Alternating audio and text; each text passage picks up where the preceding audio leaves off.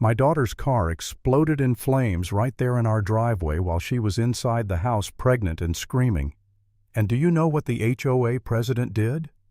She stood across the street sipping wine, smiling like it was her personal bonfire. That was the moment I swore I'd take her crown and grind it into ashes. Act 1. The Spark of War. I'm Michael Tran, 60 years old, ex-fire marshal investigator, and I thought I'd seen every kind of fire in my career. Turns out the nastiest ones don't always come from sparks, they come from people drunk on control. I'd lived in Rosewood Oaks for over 30 years with my wife until cancer stole her from me. After the funeral, my daughter Lena moved back home. She was pregnant, high risk, and she drove the only thing left of her mom, a cherry red Honda Accord. That car wasn't just metal and bolts, it was her safe place, her connection to her mother. And that's when Patricia Blevins, our self-crowned HOA queen, decided it was an eyesore. First week back, Lena got a bright yellow notice vehicle in violation of community aesthetic standards. Paint faded, minor oxidation, not up to Rosewood Oaks' visual integrity. Yeah, visual integrity. Who even talks like that? One notice became 3. Then fines started stacking $200, $500 a thread of lien. Lena tried to keep her head down. She didn't want stress. Doctor said stress was dangerous. But Patricia, she smelled weakness. She targeted her. And it wasn't just us. Mrs. Holloway across the street got fined for leaving her recycling bin out 10 minutes late. Jeff got nailed because his motorcycle was too disruptive. Even my rose bushes planted for my late wife got flagged as out of pallet. It was never about rules. It was about Patricia's control, and the HOA was just her weapon.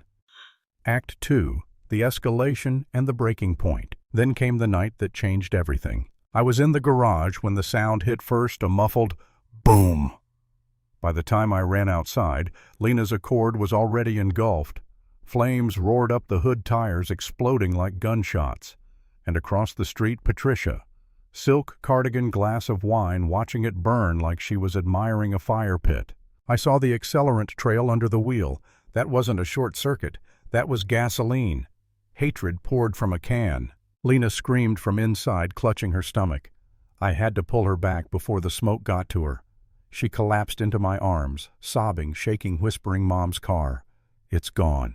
And Patricia, she smirked. She actually smirked. The next morning, a violation notice appeared on our mailbox. Non-compliant vehicle remains visible. Must remove within 48 hours. Fine, $500. The car was still smoldering. They didn't even wait for the smoke to clear. And I'll be honest, I broke. I sat on the steps, staring at the charred metal, and for the first time I thought maybe Lena was right. She'd begged me to let it go. "Dad, I just want to be okay. Please don't fight them." Maybe I was wrong to push back. Maybe I was dragging my pregnant daughter into a war she couldn't afford. For a moment, I almost folded. But then something snapped. I pulled up county records typed in Rosewood Oaks Homeowners Association. Guess what? Status revoked. Administrative dissolution for failure to comply. In plain English, Patricia had no legal authority. For over a year, she'd been signing fines, harassing neighbors, running her little kingdom completely void. She wasn't queen of anything. She was a fraud. That was my turning point. I started digging. Logged every citation, every fake rule Patricia taped up on the bulletin board. Neighbors came forward with their stories. And then came Ray, Patricia's nephew, the guy stuck manning the security gate. He showed up at my door one night, nervous as hell, hands shaking. Out of his pocket came a small USB stick. "I didn't mean to get involved," he muttered, "but you need to hear this." On that recording, Patricia's voice rang out crystal clear. "Honestly, I wish I'd poured the gas myself. That car was an eyesore. The HOA needs to make examples." I didn't need flames to burn me. Those words did the job. Proof of intent. Proof of malice. Tell me, what would you do if you had that evidence in your hands? Would you take it to the police, blast it to the whole neighborhood, or just keep your head down like Patricia wanted? Drop your answer in the comments, I want to know. Act 3. The showdown. I wasn't going to fight her in whispers anymore.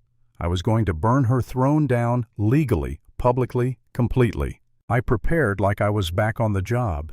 printed the HOA dissolution papers, clipped Patricia's fake violation letters, highlighted every signature, made a timeline, and saved the crown jewel Ray's recording.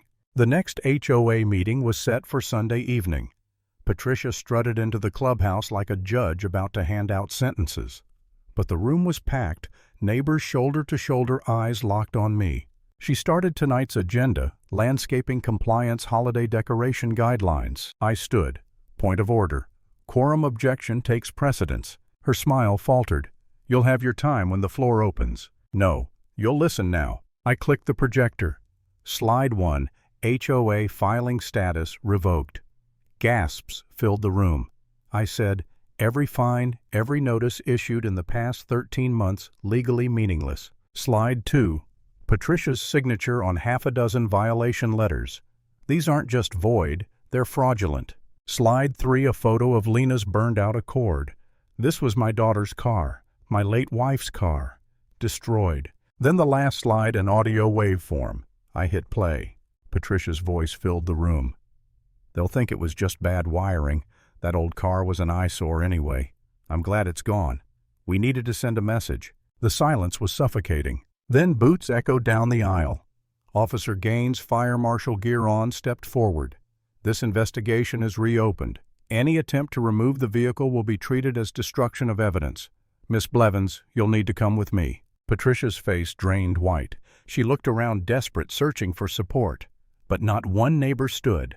Not Jeff, not Holloway, not even Ray. Her voice cracked. You think this ends me? No, I said. You ended yourself. I'm just showing everyone the ashes.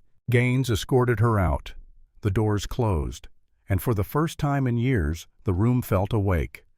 Closing message. Patricia thought fire would break me. Instead, it exposed her lies. And if you take one thing from my story, let it be this: control only works if people stay silent. The moment you stand up, the crown falls.